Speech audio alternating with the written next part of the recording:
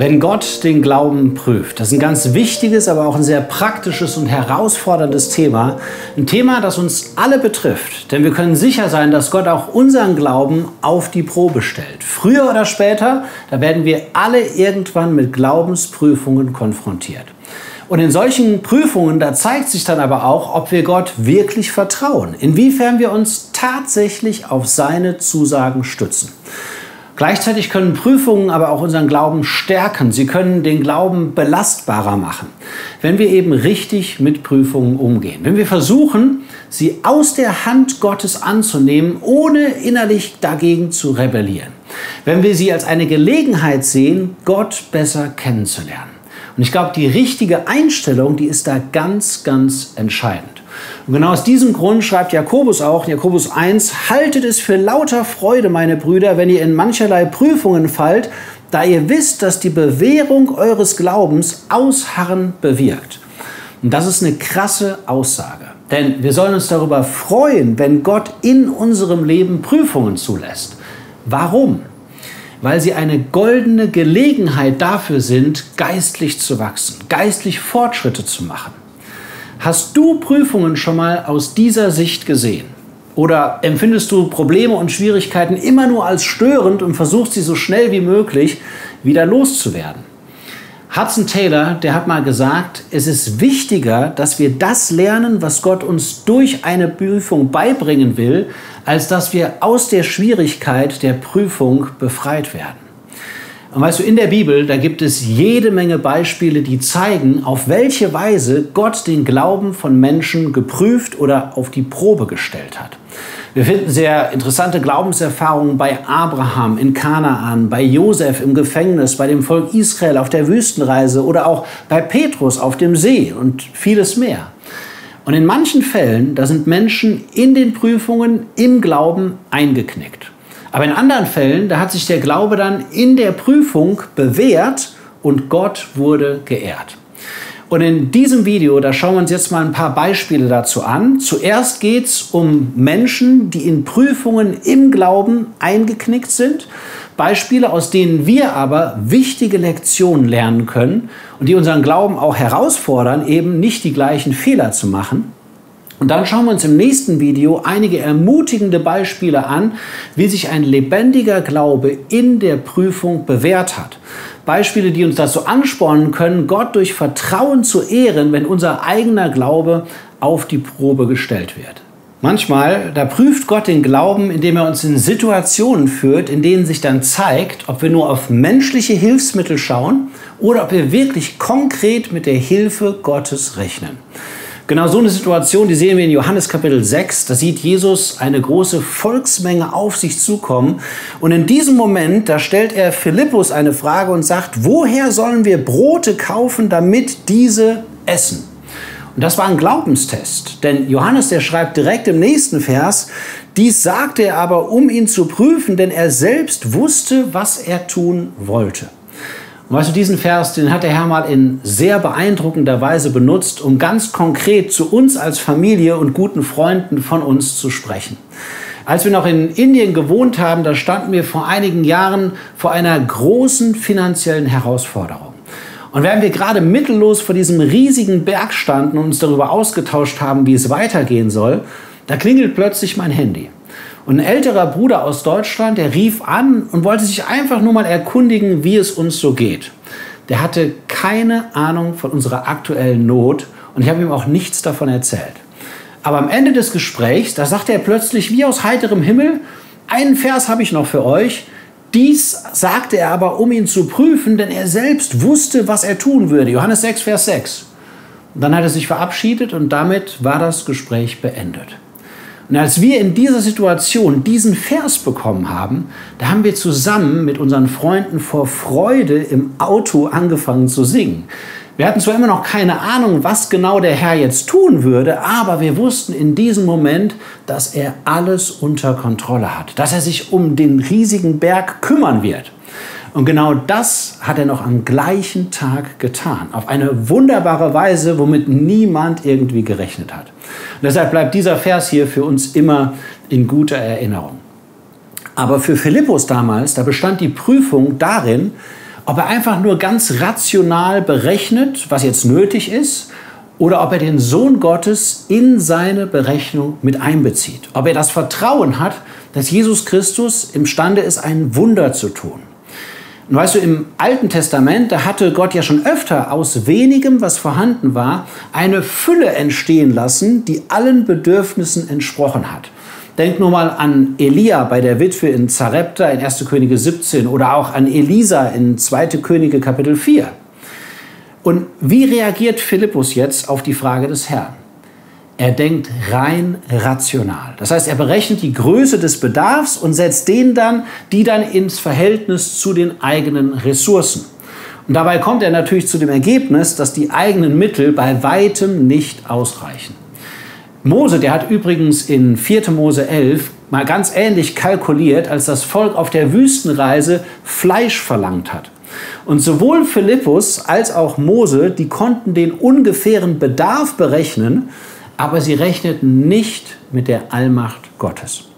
Und wenn man Gott außen vor lässt, dann kommt man zu dem Ergebnis, dass es eben nicht reicht. Aber wenn man Gott als größten Faktor der Berechnung mit einbezieht, dann kann man auch mit Glaubensüberzeugung sagen, die Hand des Herrn ist nicht zu kurz. Und das gilt auch für den Auftrag, den der Herr den Jüngern in dieser Situation gibt. Denn Matthäus, Markus und Lukas, die schreiben alle an dieser Stelle, dass Jesus zu seinen Jüngern sagt, gebt ihr ihnen zu essen. Und jetzt hätten sie im Glauben sagen können, Herr, wenn du uns den Auftrag gibst, dann vertrauen wir darauf, dass du uns jetzt auch die Mittel gibst, um diesen Auftrag auszuführen. Aber stattdessen sehen sie nur auf die eigenen Mittel und rechnen nur mit den natürlichen Ressourcen. Und weißt du, Gott prüft unseren Glauben, indem er uns Aufgaben gibt, die unsere natürlichen Mittel und unsere natürlichen Fähigkeiten bei weitem übersteigen. Dienste, die wir eben nur im Aufblick zu Gott tun können, nur in dem Vertrauen, dass er handeln wird. Und wir sollen eben lernen, dass wenn der Herr uns einen Auftrag gibt, dann wird er uns auch immer die Mittel geben, die wir brauchen, um den Auftrag auszuführen. Das können die richtigen Worte in einem kritischen Gespräch sein. Das können aber auch finanzielle Mittel sein im Projekt im Reich Gottes. Das kann körperliche Kraft sein für eine anstrengende Reise, die ansteht. Oder auch einfach die Weisheit in der Mammutaufgabe der Kindererziehung und so weiter. Ja? Wir lassen uns zu oft auch von möglichen Schwierigkeiten, die uns begegnen könnten, lähmen oder irgendwie aus der Bahn werfen. Und genauso war es auch bei den 10 von den 12 Kundschaftern, die ja damals das Land Kanaan mal ausgekundschaftet haben. Und als sie damals die Riesen im Land gesehen haben, da bekamen sie es mit der Angst zu tun. Und sie haben aber nicht darauf vertraut, dass der Herr ihnen mit dem Auftrag, das Land einzunehmen, auch den Sieg über die Riesen schenken wird. Und sie haben dann mit ihrem Unglauben sogar noch den Rest des Volkes angesteckt. Und nur Josua und Kaleb, die haben Gott trotz der Riesen fest vertraut. Und Gott hat ihren Glauben wiederum geehrt. Und wir können uns ja mal persönlich die Frage stellen, inwiefern wir wirklich einen fokussierten Blick auf die Riesen in unserem Leben haben, inwiefern unser Blick an den Riesen hängen bleibt oder ob wir Gott darüber sehen, ob wir uns Schwierigkeiten und Probleme, ob wir uns darauf fokussieren oder eben auf den, der über allem steht, dem kein Ding unmöglich ist, dem keine Sache zu wunderbar ist, der wirklich alles kann. Jetzt gehen wir mal kurz zurück zu der ersten Glaubensprüfung, die wir in der Bibel finden. Und die geschah schon im Garten Eden und zeigt uns ein ganz wichtiges Prinzip. Und deshalb gehe ich jetzt mal etwas mehr dabei in die Tiefe. Adam und Eva, die durften in dem Garten ja von jedem Baum essen, außer von dem Baum der Erkenntnis des Guten und Bösen. Von dem hatte Gott gesagt, wenn ihr davon esst, dann werdet ihr sterben. Und das war ein Gehorsamstest, aber ganz besonders auch eine Glaubensprüfung. Denn die Frage war jetzt, werden Adam und Eva Gott vertrauen oder nicht? Werden sie ihn beim Wort nehmen und glauben, dass sein Wort sich erfüllt? Und werden sie darauf vertrauen, dass Gott ihnen wirklich nichts Gutes vorenthält? Und wir kennen das Ergebnis. Leider haben Adam und Eva Gott misstraut. Sie haben nicht geglaubt, dass sich sein Wort erfüllen wird. Und sie haben bezweifelt, dass Gott nur das Beste mit ihnen im Sinn hat. Und das war die eigentliche Ursache dafür, dass sie in Sünde gefallen sind. Und es ist deshalb so interessant, dass Gott den Glauben heute als das Mittel bestimmt hat, durch das Menschen gerettet werden können. Und weißt du, im Kern wird unser Glaube ganz oft in ähnlicher Weise geprüft, wie schon bei den ersten Menschen. Ja? Denn auch wir stehen letztendlich immer wieder vor der Frage, ob wir darauf vertrauen, dass Gott es wirklich gut mit uns meint. Dass er uns nichts Gutes vorenthält, selbst dann, wenn wir durch schwere Zeiten gehen. Dass er uns zur richtigen Zeit das gibt, was tatsächlich gut für uns ist. Weißt du, genau davon spricht Jakobus im Neuen Testament. Und sein großes Thema, das ist ja, wie sich praktischer Glaube im Alltag zeigt. Und der zeigt sich unter anderem dann, wenn wir versucht werden, von außen, indem wir in Prüfungen fallen, oder aber auch von innen, wenn unsere Begierde uns zum Sündigen verleiten will. Und im zweiten Fall, das stellt sich für uns die Frage, ob wir Gott vertrauen oder ob wir der Begierde nachgeben. Und es ist ganz interessant, denn genau in diesem Kontext, da schreibt Jakobus 1, Vers 17, jede gute Gabe und jedes vollkommene Geschenk kommt von oben herab, von dem Vater der Lichter, bei dem keine Veränderung ist, noch der Schatten eines Wechsels. Warum kommt so ein wunderbares Versprechen ausgerechnet an dieser Stelle? Eben weil wir in Versuchungen oft Mühe damit haben, darauf zu vertrauen, dass Gott uns nichts Gutes vorenthält. Dass er uns wirklich das gibt, was gut für uns ist. Das, was wir wirklich brauchen. Oft ist es ja so, dass wir der Begierde nachgeben, weil wir glauben, wir wüssten es selbst besser als Gott. Weil wir denken, wir müssten sündige Dinge tun, um uns selbst glücklich zu machen. Oder um uns zumindest kurzfristig irgendwie so ein Glücksgefühl zu verschaffen. Und wir tun das, obwohl Gott uns durch sein Wort und auch durch unser Gewissen davor warnt. Aber im Kern heißt das, wir misstrauen Gott. Wir glauben nicht, dass es in diesem Moment viel besser ist, ihm zu gehorchen und der Lust des Moments eben nicht nachzugeben. Oft prüft Gott den Glauben auch dadurch, dass er Engpässe in unserem Leben entstehen lässt, indem er plötzlich oder im Laufe der Zeit Bedürfnisse entstehen lässt. Und das stellt uns dann wiederum vor die Frage, ob wir darauf vertrauen, dass der Herr zur richtigen Zeit darauf antworten wird. Dass er sich in der richtigen Weise um uns kümmert. Dass ihm wirklich etwas an uns liegt. Und dazu gehört auch, dass wir lernen sollen, mit ungestillten Bedürfnissen temporär im Hier und Jetzt zu leben, im Vertrauen darauf, dass Gott uns helfen wird. Denkt nur mal an das Volk Israel. Direkt nach dem gewaltigen Auszug aus Ägypten, nach dieser gewaltigen Erlösung, hat der Herr sie ja dann in die Wüste geführt. Sie wurden also nicht direkt ins Land Kanaan teleportiert. Zuerst wurde ihr Glaube in der Wüste geprüft. In dem 5. Mose 8, da wird Gottes Absicht mit der Wüstenreise sehr gut zusammengefasst. Und da heißt es mal in 5. Mose 8, Vers 2, und du sollst dich an den ganzen Weg erinnern, den der Herr dein Gott dich hat wandern lassen, diese 40 Jahre in der Wüste, um dich zu demütigen, um dich zu prüfen, um zu erkennen, was in deinem Herzen ist, ob du seine Gebote halten würdest oder nicht. Gott prüft uns, damit wir uns selbst auch besser kennenlernen, damit wir sehen, was in unseren Herzen ist. Denk nur mal an den König Hiskia, der am Ende seines Lebens aufgrund seines Reichtums und seines Erfolgs irgendwann überheblich wurde. Und Gott hat ihn dann durch die Besucher aus Babylon geprüft, um alles zu erkennen, was in seinem Herzen war. Weißt du, aber Gott lässt Prüfungen auch deshalb zu, damit wir ihn eben besser kennenlernen. Ja? Damit wir erleben, wie er auch in schweren Zeiten treu zu seinen Zusagen steht. Das haben Leute wie Abraham, Mose, Josef, Josua, Kaleb und viele andere immer wieder erlebt. Und genau das können wir auch heute noch erleben, keine Frage. Und Paulus, der macht in 1. Korinther 10 mal sehr deutlich, dass die Wüstenreise Israels ganz praktische Lektionen auch für uns beinhaltet. Denn er sagt dort in 1. Korinther 10 in Vers 11 mal, und diese Dinge aber widerfuhren jenen als Vorbilder und sind geschrieben worden zu unserer Ermahnung, auf die das Ende der Zeitalter gekommen ist. Die erste Prüfung, auf der Wüstenreise, die bestand darin, dass die Israeliten nach 3 Tagesreisen kein Trinkwasser mehr hatten. Und das muss man sich aber jetzt auch mal plastisch vorstellen. Ein Volk von wahrscheinlich über 2 Millionen Menschen in der Wüste ohne Wasser. Also das muss eine sehr spannungsgeladene Situation gewesen sein. Und dann kommen sie kurze Zeit später nach Mara. Und dort finden sie endlich Wasser. Aber als sie das Wasser probieren, stellen sie fest, dass es bitter ist, dass man es nicht trinken kann. Und das war natürlich für sie eine riesige Enttäuschung. Und wir können uns ja mal fragen, wie wir in dieser Situation jetzt reagiert hätten. Die Prüfung für das Volk, die bestand jetzt in diesem Augenblick darin, ob sie Gott in dieser scheinbar ausweglosen Situation vertrauen würden oder nicht.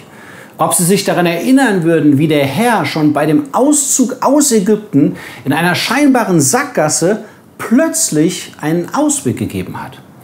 Also die Frage ist, ob sie darauf vertrauen, dass der Herr ihnen auch jetzt in dieser Not wieder Rettung verschaffen wird. Dass er ihnen zur richtigen Zeit das geben wird, was sie brauchen. Doch anstatt Gott zu vertrauen, ärgern sie sich, sie fangen an zu murren und sich zu beschweren.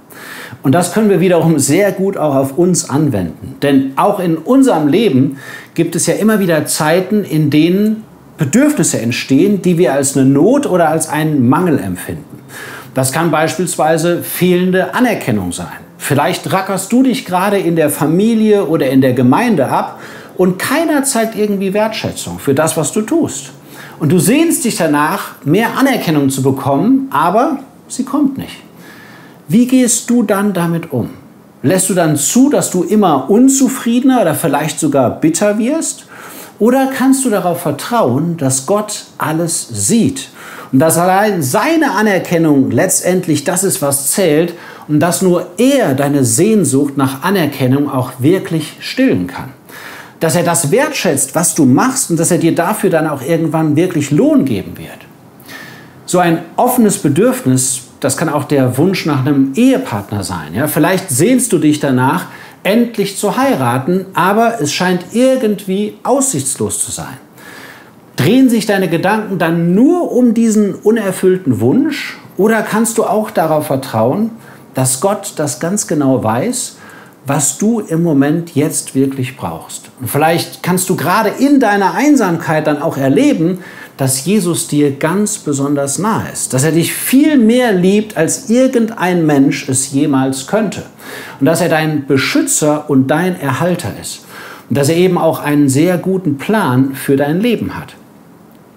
Die Israeliten, die konnten sich während der Wüstenreise ja immer an die gewaltige Erlösung aus Ägypten erinnern.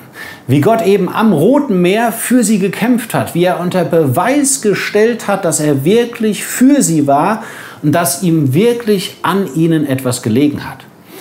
Und das können wir wiederum im übertragenen Sinne auch tun. Ja? Wir sollen uns in Prüfungen an das erinnern, was Gott bereits für uns getan hat. Denn das gibt uns Zuversicht, das stärkt unser Vertrauen in Gott für die Zukunft. Wie Paulus in Römer 8 so beeindruckend schreibt, in Römer 8, Vers 32, er, der doch seinen eigenen Sohn nicht verschont, sondern ihn für uns alle hingegeben hat, wie wird er uns mit ihm nicht auch alles schenken? Oder mit anderen Worten, wenn Gott uns seinen einzigartigen, geliebten Sohn nicht vorenthalten hat, wenn Jesus Christus für uns in den Tod gegangen ist, dann können wir sicher sein, dass er uns auch sonst alles geben wird, was in seinen Augen gut für uns ist. Und es ist in diesem Zusammenhang übrigens sehr interessant, wie der Herr den Israeliten in Mara in ihrer Not begegnet. Denn als sie murren, da fängt Mose an zu beten. Da steht in 2. Mose 15, und er schrie zu dem Herrn, und der Herr wies ihm ein Holz, und er warf es in das Wasser, und das Wasser wurde süß. Und in der geistlichen Bildersprache ist das Holz ein Bild vom Kreuz, wo Jesus Christus für uns gestorben ist. Und in dem Sinn ist das Kreuz der größte Beweis der Liebe Gottes. Und in der Praxis heißt das für uns, wenn wir in den Prüfungen, durch die Gott uns gehen lässt, das Kreuz vor Augen haben, wenn wir uns bewusst machen, wie sehr Gott uns liebt, dann bewahrt uns das davor, aufgrund von schwierigen Umständen an der Liebe Gottes zu zweifeln. Dann hilft uns das dabei, die Prüfung ohne Bitterkeit anzunehmen aus der Hand Gottes, weil wir eben wissen, dass er es gut mit uns meint. Und dadurch sehen wir dann die Prüfung plötzlich als eine von Gott gegebene Möglichkeit, durch die wir geistlich wachsen können. Das, was vorher bitter war, das wird auf einmal süß. Das klingt komisch, aber es ist genau nach dem Neuen Testament, wie Paulus in Römer 5 mal schreibt, wir rühmen uns aber auch der Trübsale. Und Paulus, der schreibt das nicht irgendwie vom grünen Tisch aus, er hat selbst in seinem Leben immer wieder Engpasssituationen erlebt. Ja, Gott hat ihn nicht selten in irgendwelche Umstände geführt, in denen Paulus überhaupt nicht mehr weiter wusste. Aber rückblickend, da konnte er mal schreiben in 2. Korinther Kapitel 4 in Vers 8, da sagt er mal, in allem bedrängt, aber nicht eingeengt, keinen Ausweg sehend, aber nicht ohne Ausweg. Und gerade wenn wir durch Versuchungen oder Glaubensprüfungen gehen, sollen wir darauf vertrauen, dass der Herr zur richtigen Zeit einen Weg für uns ebnen wird. Einen Weg, der gut für uns ist. Einen Weg, den wir mit ihm gehen können.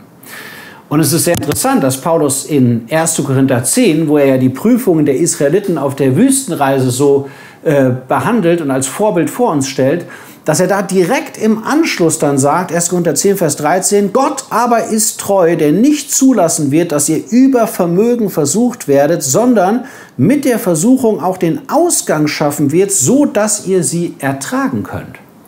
Aber die Frage ist, glauben wir das? Glauben wir, dass wenn Gott unseren Glauben prüft, wenn er Engpasssituationen in unserem Leben entstehen lässt, vertrauen wir dann darauf und glauben wir, dass der Herr zur richtigen Zeit eingreifen wird? Dass er uns wirklich das gibt, was wir brauchen? Und ich finde es sehr beeindruckend, was Mose mal am Ende der Wüstenreise rückblickend schreibt. Da gibt er ein wunderbares Zeugnis über die Treue Gottes. Er sagt in 5. Mose 2, Vers 7, denn der Herr, dein Gott, hat dich gesegnet in allem Werk deiner Hand. Er kannte dein Wandern durch diese große Wüste. Diese 40 Jahre ist der Herr, dein Gott, mit dir gewesen. Es hat dir an nichts gefehlt. Immer wieder hatte der Herr genau zur richtigen Zeit auf die Bedürfnisse der Israeliten geantwortet. Immer wieder hat er ihnen im richtigen Moment das gegeben, was sie brauchten. Und ich glaube, das gleiche Zeugnis über die Treue Gottes werden auch wir einmal geben, wenn wir das Ziel erreicht haben. Und das kann schon sehr bald sein. Aber wie sehr ehrt es Gott eben, wenn wir ihm heute schon in Engpasssituationen wirklich vertrauen? Wenn man an Glaubensmänner in der Bibel denkt, dann kommt einem eigentlich augenblicklich Abraham in den Sinn. Aber auch bei Abraham gab es nicht nur Glaubenssieger. Der kannte auch Höhen und Tiefen in seinem Glaubensleben, genauso wie wir. Und das hat sich gerade dann gezeigt, als Gott den Glauben von Abraham geprüft hat. Der Gott der Herrlichkeit, der war ihm ja in Mesopotamien erschienen und er hatte ihn dazu berufen, sein Land und seine Verwandtschaft zu verlassen und in das Land Kanaan zu ziehen. Und dort sollte er sich aufhalten, dort wollte Gott ihn segnen und dort sollte er auch ein Segen sein. Aber kurz nachdem Abraham in Kanaan ankommt, da erlaubt der Herr eine Hungersnot im Land. Und das war ein Glaubenstest. Und wieder benutzt der Herr einen vorübergehenden Mangel, einen Engpass, um den Glauben zu prüfen oder man könnte auch sagen, den Glauben auf seine Tragfähigkeit zu testen. Wird Abraham jetzt darauf vertrauen, dass der Herr ihn auch in dieser schweren Zeit im Land versorgen wird? Oder wird er vor der Prüfung weglaufen und unabhängig von Gott eigenwillige Wege gehen? Und leider läuft Abraham in dieser Situation tatsächlich vor den Schwierigkeiten weg. Er zieht hinab nach Ägypten und das war ein Schritt, der weitreichende Konsequenzen hatte für ihn und auch für andere. Wenn er den Mut gehabt hätte zu bleiben, wenn er Gott wirklich vertraut hätte, dann hätte er auch erlebt, wie der Herr zu seinem Wort aus Psalm 33 steht, was später aufgeschrieben wurde, wo es heißt, siehe, das Auge des Herrn ist gerichtet auf die, die ihn fürchten, auf die, die auf seine Güte harren, um ihre Seele vom Tod zu erretten und sie am Leben zu erhalten in Hungersnot. Übrigens ist das ähnlich wie bei Elimelech im Buch Ruth. Ja? Zu seiner Zeit herrschte auch eine Hungersnot, und zwar in Bethlehem, was so viel wie Brothaus bedeutet. Doch anstatt auf Gott zu vertrauen und in Bethlehem mit Erwartung nach einer Lösung Ausschau zu halten, da flüchtet Elimelech mit seiner Familie nach Moab, was später fatale Folgen für ihn und auch für seine 2 Söhne hatte. Und auch das möchte ich jetzt mal auf uns heute anwenden. Manchmal da testet Gott unseren Glauben dadurch, dass er zulässt, dass in unserer örtlichen Gemeinde vielleicht eine Art geistliche Hungersnot entsteht. Also da, wo es eigentlich geistliche Nahrung geben sollte, da herrscht auf einmal eine geistliche Flaute. Die Probleme unter den Gläubigen, die nehmen immer mehr zu, und auch die Predigten, die haben immer weniger Kraft. Und die Frage ist, was tun wir dann? Rennen wir dann sofort weg? Suchen wir uns dann sofort eine Gemeinde, die uns vielleicht in dem Augenblick das zu bieten scheint, wonach wir gerade suchen? Oder vertrauen wir in dem Augenblick dem Herrn? Bleiben wir abhängig von ihm und warten so lange, bis er uns wirklich zeigt, was wir tun sollen? Ein weiterer Glaubenstest für Abraham, der bestand ja darin, dass Gott die Erfüllung seiner Verheißung verzögert hat. Der Herr hatte ja Abraham versprochen, dass er und Sarah einen Sohn haben werden. Und durch diesen Sohn wollte Gott seinen großen Plan in Erfüllung gehen lassen. Aber dann geschieht lange Zeit nichts. Abraham und Sarah, die werden immer älter, aber es kommt kein Kind. Und die biologische Uhr, die lief langsam ab. Die Wahrscheinlichkeit, mit Sarah noch ein Kind zu haben, die schrumpfte Tag für Tag. Also ein echter Glaubenstest. Im Buch Jesaja, da heißt es mal, wer glaubt, wird nicht ängstlich eilen. Doch leider beweist Abraham in dieser Situation eben keinen praktischen Glauben. Und stattdessen nimmt er seine Magd Hagar und zeugt mit ihr einen Sohn, Ismael. Abraham will in seinem Unglauben Gott sozusagen etwas unter die Arme greifen. Ja? Er will die Verheißung Gottes mit eigenen Mitteln zur Erfüllung bringen. Aber das funktioniert nicht. Ismael war nicht der Sohn der Verheißung. Und weißt du, wenn wir im Glauben eigenwillig handeln, dann bringt uns das keinen Schritt weiter. Und es dauert tatsächlich weitere 13 Jahre, bis Gott sich Abraham gegenüber als der Allmächtige offenbart.